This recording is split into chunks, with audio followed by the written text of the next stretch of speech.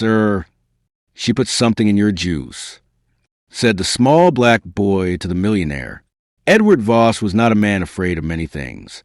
At 52, he had built an empire from nothing: real estate, tech patents, political lobbying. His name whispered in boardrooms and printed in financial magazines. His silver hair was always perfectly styled. His navy suits tailored like armor, known for being sharp, calculated, untouchable. He sat that morning alone in an upscale cafe tucked into the corner of an urban plaza. The air was crisp, the kind of early breeze that carried the scent of old money and fresh citrus. A tall glass of orange juice gleamed before him, catching the morning light. An $80 million deal awaited his final signature. Everything was under control until a small voice sliced through the silence. "Sir, don't drink that." Edward blinked and looked up. A little black boy, no older than 6, stood beside his table. His shirt was faded and stained, his knees dusty, hands pressed together in a pleading gesture. His eyes were wide, not with hunger, but with something else entirely: fear. Edward glanced around, confused. "Excuse me?" The boy took a shaky breath and stepped closer. "Please, she put something in your juice." Edward stared at the child, unsure whether to laugh, panic, or call security. Was this a joke? Some scam? He looked around. Waitress. Young woman. Dark coat. Red nails. She was already walking briskly back toward the kitchen. "Do you mean her?" he asked, and the boy nodded frantically. She was pouring something from a bottle, looking around first. "I saw her do it." Edward's throat tightened. His instinct was to brush it off, but his eyes returned to glass. He hadn't taken a sip yet. The juice, moments ago so bright and refreshing, now looked sinister, slightly too thick. Tiny bubbles near the rim. He didn't lift it. Instead, he stood up quickly and firmly. The boy flinched. "It's okay," Edward said, voice softer now. "You did the right thing." He reached into his coat, pulled out his phone, and called his assistant.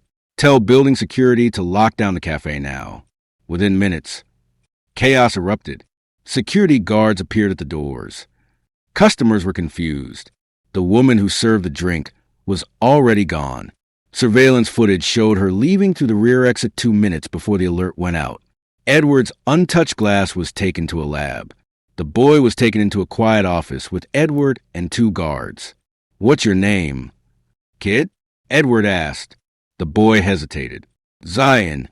Where are your parents?" "My mama's working. She cleans upstairs sometimes. She let me sit in the corner while she mopped the hallway. I saw the lady from the kitchen come out and pour something into your juice."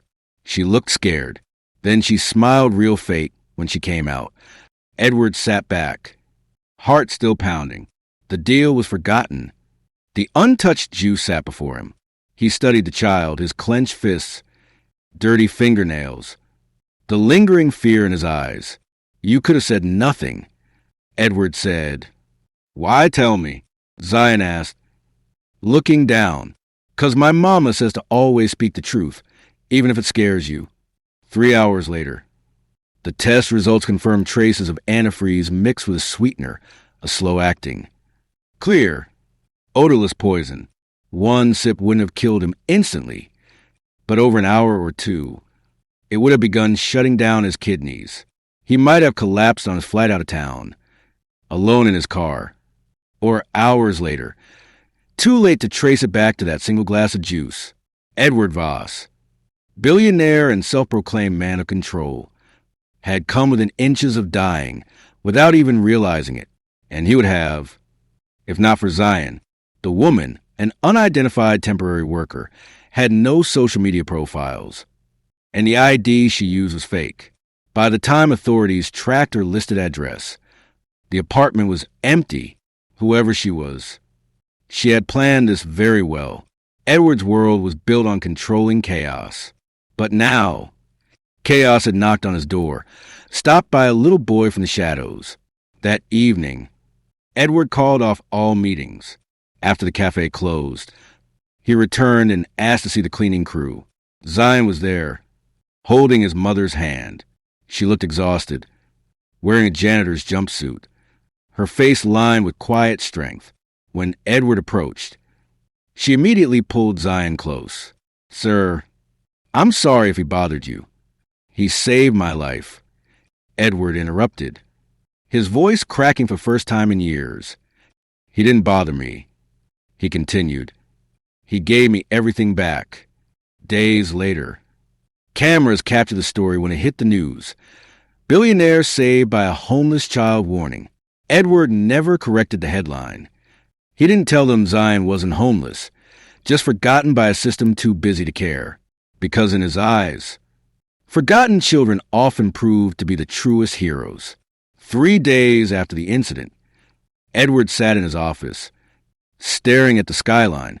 He had survived assassination attempts, political ambushes, even cyber attacks on his company.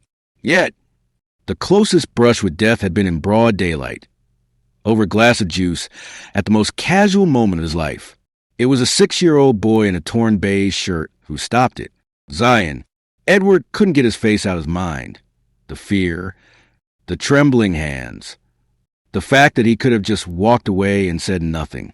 But he didn't, because my mama says to always speak the truth. Those words echoed louder than the stock ticker running on his wall. By the following week, Edward had done what he did best: investigate. He discovered Zion's mother, Sarah Amani, worked part-time across multiple buildings, including the maintenance contract for his tower. She cleaned bathrooms at night, and before sunrise, she was in boardrooms. Her last permanent address was a shelter, but now she stayed with another woman and her children in a cramped single room. Sarah had no criminal record, no request for favors. She had raised Zion with almost nothing, but managed to give him what mattered most. Edward did something uncharacteristic. He didn't send a lawyer. He showed up in person.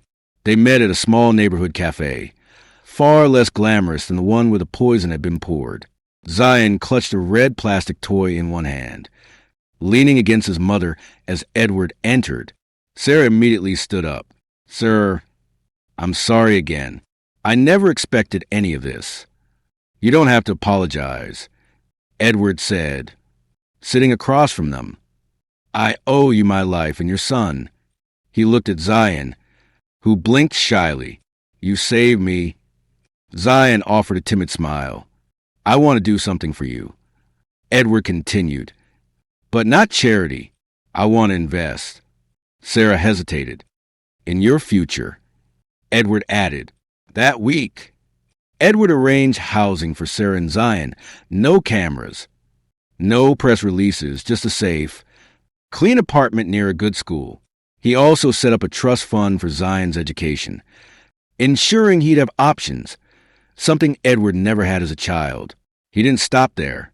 Edward launched a foundation under Zion's name, the Truth First Initiative. Its mission was to support children in underserved communities who displayed courage, honesty, or ethical action, especially where speaking out was dangerous. The poisoning investigation remained open. Authorities discovered that Edward had recently voted against a corrupt zoning project tied to organized interests.